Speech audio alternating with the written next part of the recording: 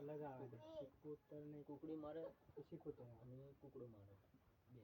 સિકોતર ની કુકડી આવે. કુકડી કાળા કલરની હું મારે કાળા કલર હે અને કુકડો મારો એ તો પૂર્વજના નામનો મારે. ભલે રામ મારો એક તો પૂર્વજ તો ધૂણે એ તો પાક્કો અને સિકોતર ના અલાવા બીજાને ધૂણે કોક ચાર ભાઈ નું કુટુંબ ને ચાર ભાઈ ના કુટુંબ માંથી કોક બે જ વ્યક્તિ ધૂણે તો શરત હોય તો યાદ કરો ને. મારા પપ્પાને જ હાજરી આવે અને મને આવે. તો વડા થયા કે ના થયા? બે થયા કે ના થયા?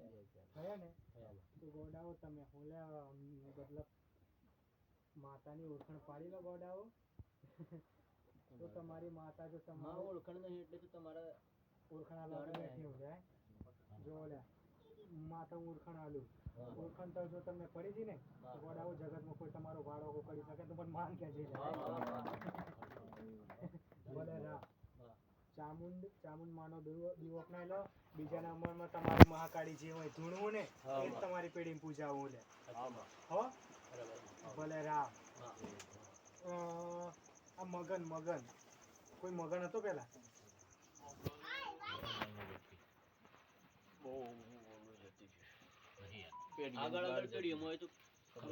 ભલે રામ કોકને પૂછી જોયું એટલે મગન નામનો હતો એને મહાકાળી માની સેવા કરતો અને એ પ્રસન્ન થયેલી લે મહાકાળી. તો કેવું તમારી પેઢીમાં પેલા કોક ધૂણતું લે ઘરનું વડીલ હોય તો પૂછી જોજો કે કોઈ ગેડિયમ કોઈ ધૂણતું હે એ ધૂણતું ગોડા પણ પેલા રીએ કે હું બોલે હું કે તમારા એવું થતું ઈર્ષ્યા કરતા એટલે ગોડાઓ મહાકાળીએ મતલબ તમારું પોનું ઉલટું ફેરવી નાખ્યું. બરાબર. એટલે ગોડાઓ જે મહાકાળી ધૂણતી ને એ જ મહાકાળી તમારો વિરોધ બની અને વટી કરતી હોય તો ગોડાઓ મહાકાળી એટલે અને ભલે વટી કરતી હોય પણ તો બધી ખબર હોવા છતાંય મહાકાળની ઓળખાણ તમે નથી પાડી. એ હું એ જ મહાકાળી બોલું.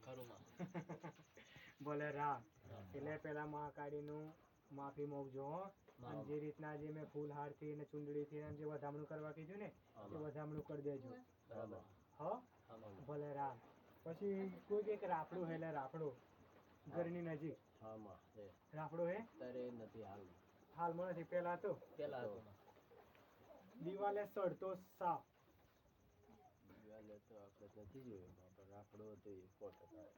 ભલે રામ તો પૂછ્યું છે દિવાલે સડતો સાપ તો કે મારેલો દિવાલે સડતો ઊભો સાપ.